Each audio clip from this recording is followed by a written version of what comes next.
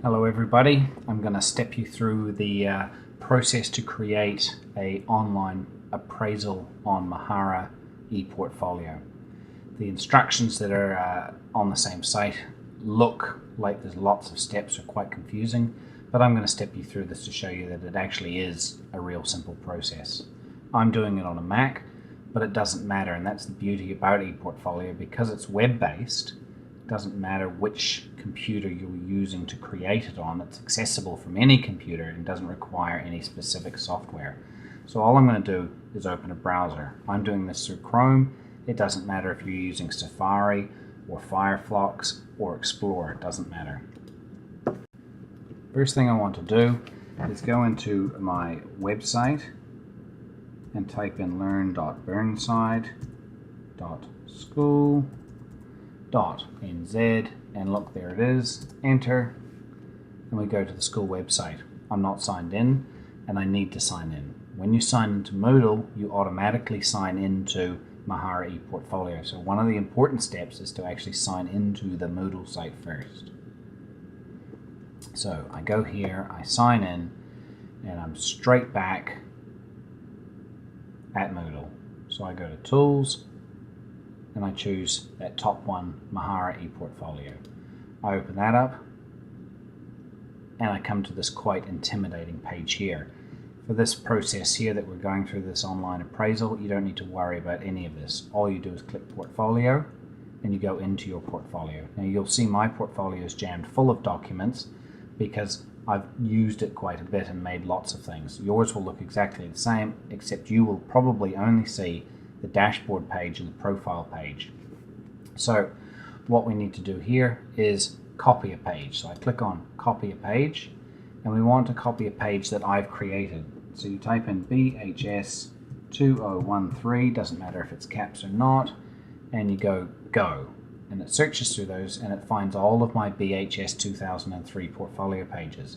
You only need to copy one once. You don't want to copy individual pages, you want to copy a whole collection so it stays together. So you just click copy collection. Once you've copied the collection, it opens up to a new page, and we end up with this long file name called Copy of BHS 2013 Portfolio Appraisal Documentation. So what we actually want to do is just rename that. So I'm going to select it all, and I'm just going to go CZJ Appraisal 2013, and that's all there is to it. I could put the collection description in, but I don't need to. So I will go edit these collection pages. As soon as I do that, you can see there's 1, 2, 3, 4, 5, 6, 7 pages that are part of this appraisal process. All I do now is click Done. This now takes me through and opens up the page. You won't see this one here. You won't see any of these collection pages on your portfolio unless you've made collections already. You will just see the CZJ appraisal, or whatever your code is, appraisal 2013. And in that you can see there's 1, 2, 3, 4, 5, 6, 7 pages that are in there. So we want to open that up and start doing our appraisal. So you just click on the title of that copy, and it takes you to the first page. Now the first page is just an introduction page. You can read through it. It's got some simple instructions there, and down the bottom here it gives you an indication of what it's going to look like. The start of year, the criteria continuum, and then a comment that you can go through and type in, and that's what we're going to go through now. So I'll go back up to the top, and in my collection you can see it's made up of those 7 folders. Here's 1, 2, 3, 4, 5 of them displaying. If I want to see the rest, I click there on those 3 dots and you can see the rest. So I want to go into this one here, which is the start of the 2013 appraisal program. You'll notice they're all copies, so my original copy is staying on my computer, and you've just made copies of that. So I open it up, and this is the page that you will take over and edit and do with as you please. And when you look at it, it's pretty simple. You put your teacher information in. I will show you how to change this. It's got the start of year with the professional relationships and values, and you go down, here's all of those different criteria, and there's all of those continuums with the comments. So what we're going to do is just be able to click in there and write some comments in. So what I want to do is edit this page. So I click on edit this page and I get a new view that comes out. And down here looks like the display page did earlier. The only difference is I end up with this stuff at the top. Do I need to edit the title and description? No. Do I need to edit the layout? No. Do I need to edit the content? Yes. So that's all we're going to do. We don't need to worry about any of these content blocks because all we're doing is editing already existing content. So I click down here or slide down here until I see where it says the teacher information. Now each of these blocks, and you can see they're blocks, they're separated by lines, has two edit features. There is the edit button or the configure button, and there's the delete button. You don't need to use the delete button. If you do, you're going to have to go and download the page again. So it warns you if you try to delete. So if I click on X, it says, are you sure you want to delete this block? Cancel. No, I don't. What I want to do is configure it. As soon as I click on the configure, it pops up and it gives me this dialog box. And you can see in here, it's got the block title, which is teacher information right there. And then it's got the block content, name, main faculty, name of HRD. So I can just click in here and I can write whatever I wanted to. Say my name was Bill Lee Bob Thornton, and that's all I do. Okay, so I could type Billy Bob Thornton or whatever my name is, and I could go and change my faculty or department or change my head of departments or faculties and then go save, and it's changed. That's all there is to it.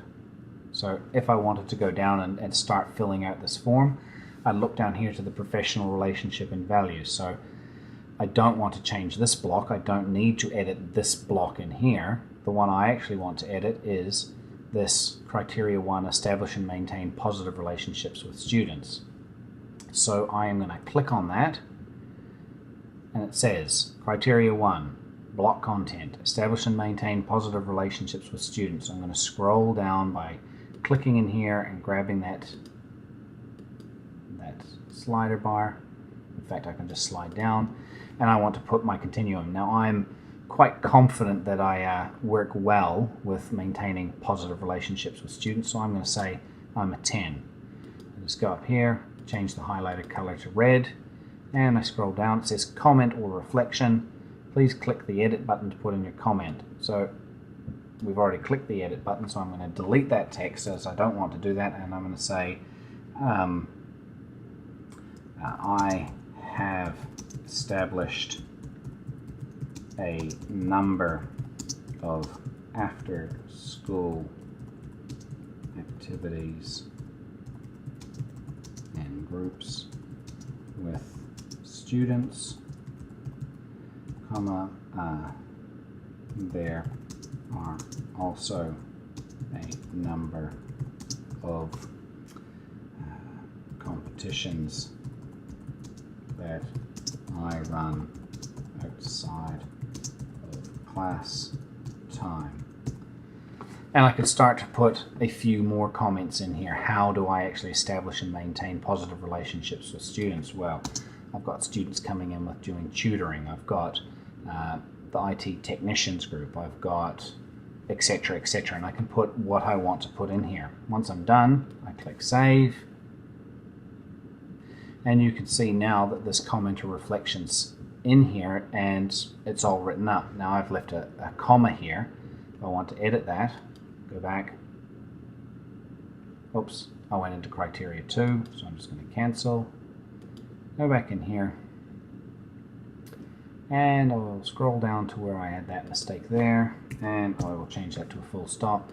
And hey, I thought of something else I do, and it is that I also run the student technician group. This runs from seniors to juniors and is cross-curricular. And I can put more stuff in. Save. Now I can go back in and edit this anytime I want to and add more stuff to it. So it gives me a little bit more freedom to showcase what I'm actually doing, and that's what this is sort of about, is showcasing. Once I've done all of those things, and there's lots, there's no way around that, I click done, and bang, it takes me back to this pages thing here. Now I don't need to worry too much about that. All I do is I go back to my collections, and I go to my appraisal page, and then I'm right back into it, and I should be able to see my pages that I've done here. So I can go back and edit new ones, put new continuums in, put new comments in, and I could do this at any stage. If I wanted to, I can also go through and do this copy of the 2012-2013 Student Achievement. And this one here says, please read and delete the incorrect statement. So again, it's just the same process. Edit this page. For my senior classes, I click on the edit button there, sorry. For my senior classes, I have completed junior analysis. I have completed analysis of my juniors. I have completed analysis of my final student achievement 2012. I have reviewed my progress towards my 2012 goal. So all I'm doing is deleting the incorrect statement. I have set goals for 2013, and I can put a comment in here if I want to. Save, and there's my updated view. Once I've done that, same thing. Click done, takes me back to the pages. I click on collections, I go back to my appraisal, and there it all is there. Now if I wanted to print this off so that I could actually submit it and hand it in for other people to look at it, I'll click on the actual version that I want to complete, and I just go right click, print, and then I would just print. This is going to be a different view because it's a Mac, but I would just print to where I'm going to, the printer I wanted to print to, or I could print it to PDF. Towards the mid-year, you may want to go back and comment on how your continuums changed by mid-year. So you just repeat the process and you'd add any further comment or reflection in, and then at the end of the year you go through and do this. Now the benefit of this is that at any stage you would be able to go onto the computer, sign into Moodle, access this and see these things here. You can do this at home, you can do this on holiday, you could do this wherever you wanted to do it, if you did want to do it on holiday, by just logging into the site and going through and editing. So you've got more control over it. It becomes your document that you're sharing with someone else, and it really starts to give you a history of goals that you've set that aren't filed away in a filing cabinet that you can't look at. With this, you can look at it at any time. So hopefully that has gone through and explained this. If you want to see a couple of these stages again, all you do is rewind the video and you'll see it. So hopefully that is a pretty clear explanation of how to go through and edit stuff in the portfolio. Thank you for watching.